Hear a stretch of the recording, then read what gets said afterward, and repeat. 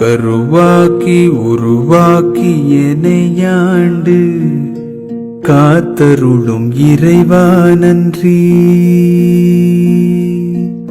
எங்கும் நிறைந்தோனே எல்லை இலாதானே, எங்கேயும் எப்போதும் என் குலம் காப்பவனே.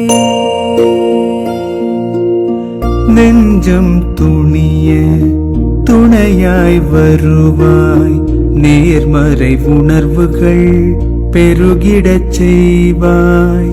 உடலில் உறுதியை பெரிதாய் தருவாய், உனை உணரும் அறிவை என்னுள்ளருள்வாய்.